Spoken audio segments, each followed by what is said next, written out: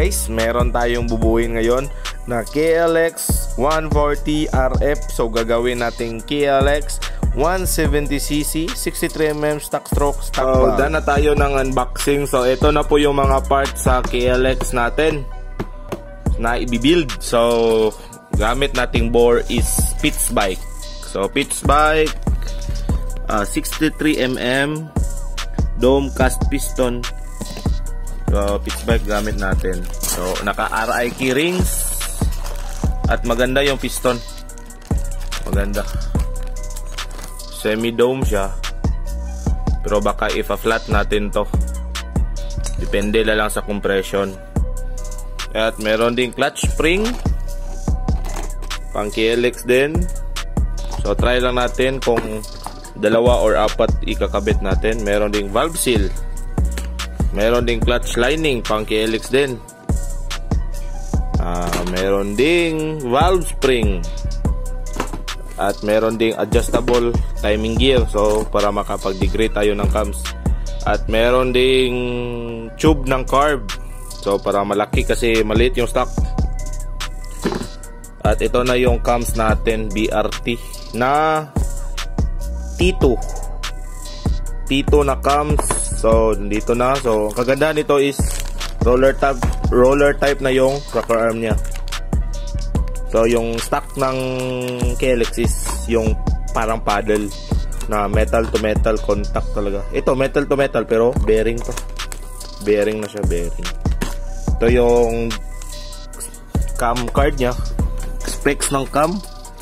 So makikita natin dito yung duration, yung valve closing at valve opening. So hindi na tayo mahirapan sa pag-degree. Meron na tayong base. So to 73, 60, 58, closing 30, 30. Ganda. Maganda to. Ito yung mga cams. So meron pa silang mga, kala ko nga scam kasi yung pag open ko merong kape. Yun pala ginawa nilang pang safety. So yun lang. So ready to set up na to. Motor na lang kulang. Stock head lang pala to, stock head. So ito na ang mga parts ng KLX natin. So ito na yung unit natin guys. So ready to backlash na to.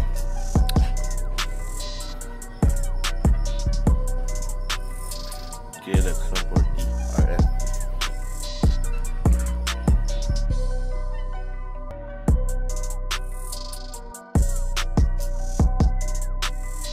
So natapos na natin yung headworks. So na-port na natin. Tapos binago natin yung valve guide lock kasi pinababa natin kasi tatamaan yung valve seal. So nakabit na natin yung block head. So nadidegree na tayo ng cams. So kagandahan ng BRT, meron silang cam card. So sundin mo lang to kung gusto mong ibahin. So pero meron na tayong baseline ito. So kinuha natin yung una, yung exhaust ay intake closing. Kunin natin yung intake closing na 58.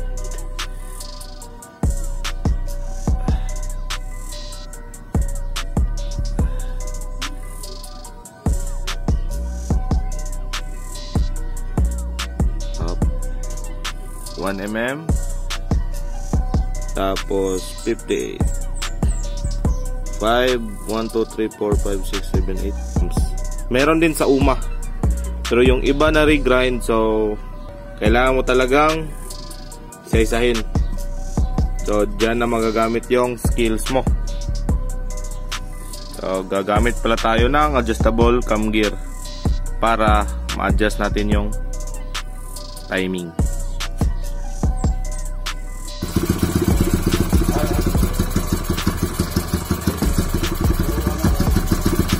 So sa part na to, kinagisnan ko na talaga pag meron akong bagong setup, lalo na kapag malaki yung bore. So nilalagyan ko ng tubig sa first andar para humoning or para mag break in yung engine na hindi masyadong umiinit. So kasi mainit talaga pag merong andar kasi ang iksi pa ng gap.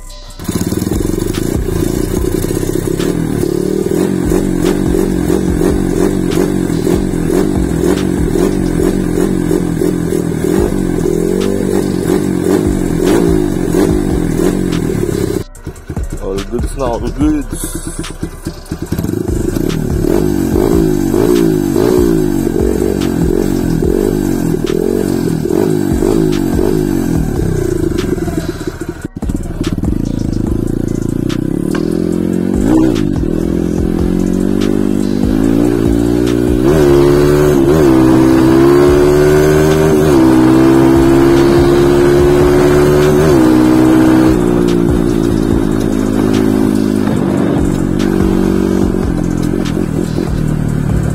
Lakas ng dulo at yung torque niya lakas din.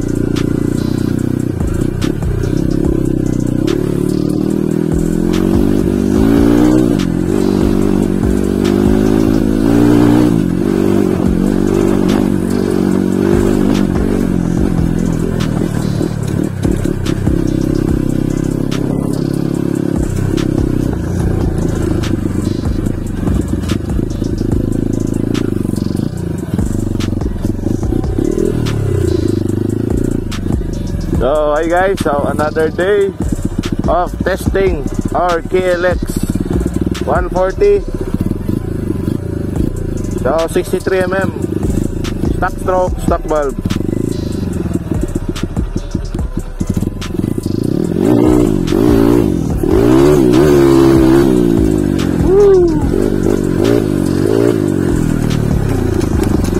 Lakas.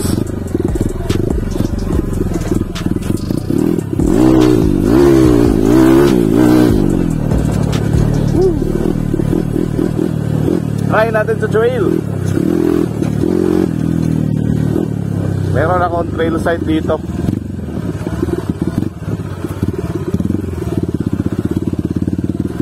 Kung hindi pa, nandito pa. Woo!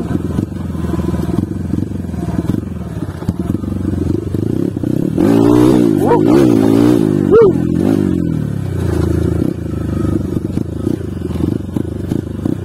Try natin dito sa semi-uphill ko. Uphill yan. Try natin second gear lang, second gear.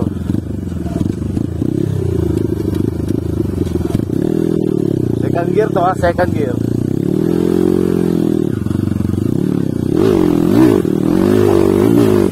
Parang wala lang.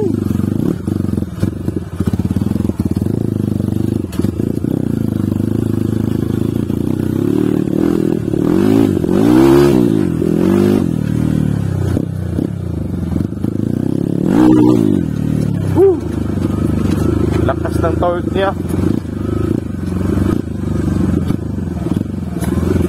Try natin dito sa isang truck.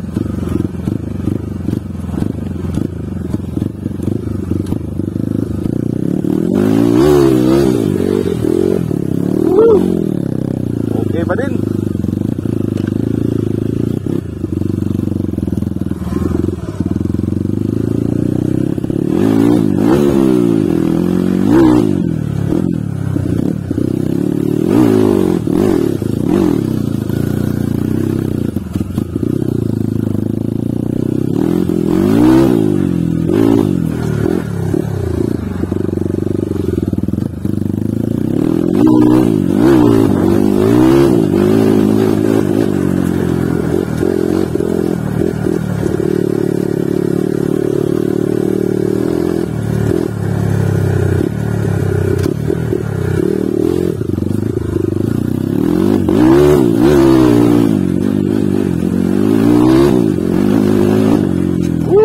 Gagamitin kaya doon sa rekta.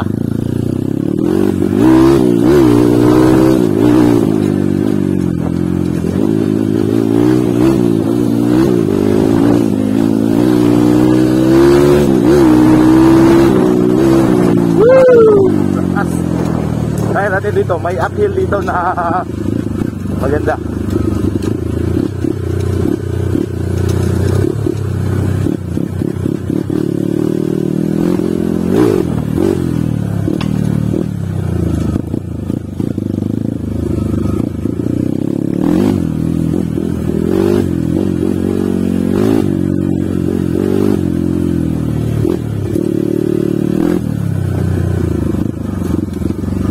Second gear.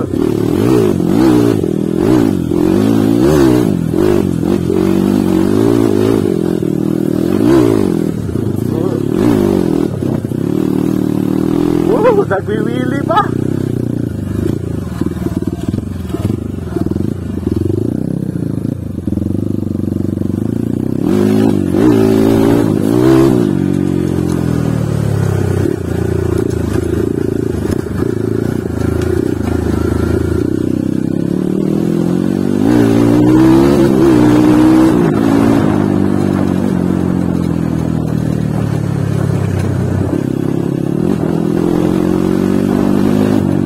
Ganda din ng top niya.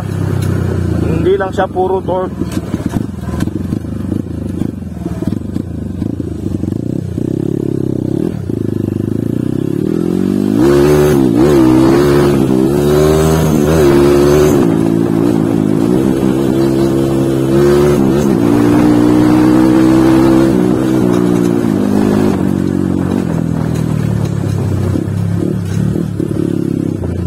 Woo! Lakas!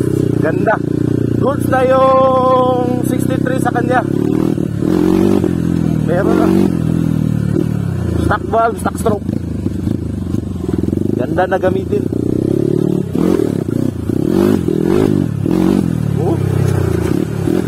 Ganda talaga ng KLX 140 sa downhill, oh. Parang wala lang.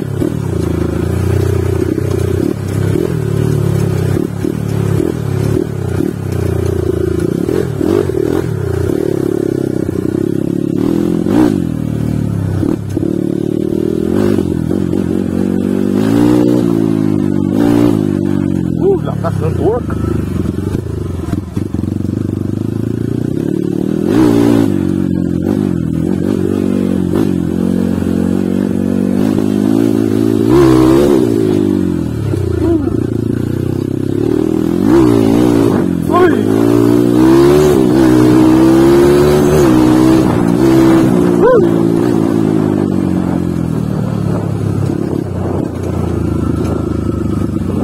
Nagpili.